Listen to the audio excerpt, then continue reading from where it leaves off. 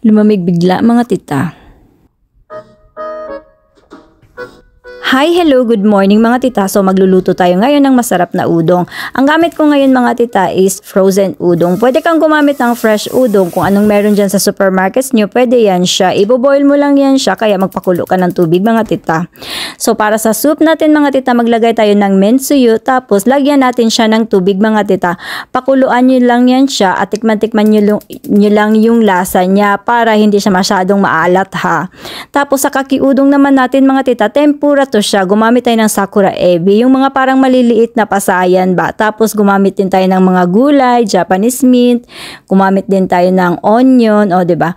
Kung wala kang sakura ebi mga tita, pwedeng gulay lang ang gamitin mo. Pwede siyang pwede nga yung kamote mga tita. Oo, pwede mong kapalit dyan sa sakura ebi mo kung wala ka. Tapos yung mga hiniwa mo at yung sakura ebi mo mga tita, pag ipunin mo siya, ano ba yung tawag dyan sa Tagalog? Put it all, o diba? Tapos maghiwa ka na rin ng leeks mga tita, yung sibuyas ba? Para yan siya sa pan toppings mo mga tita, mamaya pagkatapos ng udong mo para sa toppings niya. Masarap din yan siya mga tita, kaya ibabad natin sa tubig, tapos paghiwa-hiwalayin natin siya para masarap siya mamaya, diba?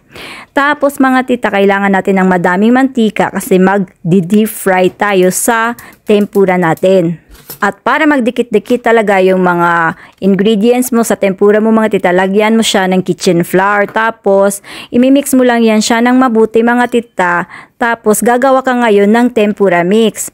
Yung tempura mix mo mga tita, wag mong masyadong damihan kasi kapag masyadong madami yung tempura mix mo, mag-a-absorb yan ng madaming mantika sa tempura mo. Hindi yan siya masarap mga tita, kaya tamang-tama lang yung lasa na dapat sa kanya.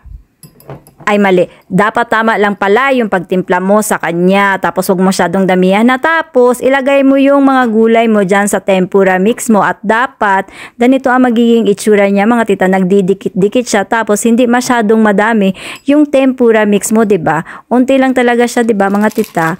Tapos maglagay ka ng wait lang ha. Cooking paper pala mga tita dyan sa maliit na bowl kasi ipoporma natin siya ng bilog, o diba? Kung hindi ka masyadong sanay mga tita, dapat gawin mo ito para madali yung pagtitempura mo.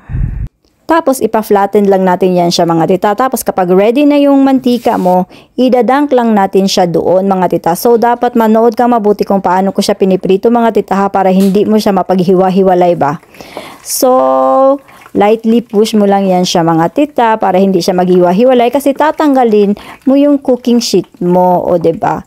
Kapag hindi pa siya matatanggal mga tita, wag mong pilitin kasi maghiwa-hiwalay yan siya. So ayan, nagpakulo na tayo ng tubig mga tita, kumulo na yung tubig ng udong natin. Nilagay ko na yung udong ko mga tita. Mabilis lang yan siya kasi frozen yung gamit ko, diba? Pagkapakulo ko sa kanya mga tita, huhugasan ko yan siya ng malamig na tubig. Dito kasi sa Japan mga tita, malamig na yung tubig kaya hindi ko na kailangang mag-ice pa. Pero kung gusto mong ilagay sa ice, pwede naman yan siya. Dapat talaga kasi sa mga kusina, sa ice, sa yelo talaga yan siya nilalagay mga tita. Pero ako parang okay na sa akin yung tubig ba kasi malamig-lamig naman talaga siya. So, ilagay lang natin yan siya sa bowl mga tita, isi-set aside natin, balikan natin yung tempura natin. So, kapag nahiwalay mo na yan siya sa cooking sheet mo mga tita, ibig sabihin, hindi na yan siya maghiwa-hiwalay kapag binaliktad mo. Kasi nga, nabuo na yung bilog niya, 'di ba? Pero hindi pa yan siya luto, mga tita. Malalaman mo na luto na yung kakiage mo. Kakiage pala ang tawag dyan, mga tita. Malalaman mo na luto na yan kapag naihahon mo sa mantika, magaan siya, mga tita. Pero kapag mabigat pa, mag-antay-antay ka ng konti. Wait mo siya para masarap ang resulta niya. So, ganito yung magiging itsura niya, mga tita. O, diba? Light na talaga siya kahit nakatingin ka lang dyan, diba? Light na yung weight niya. So, kapag luto na lahat yung ricados natin, kapag ready na lahat, saka mo lagyan ng sabaw yung udong mo mga tita.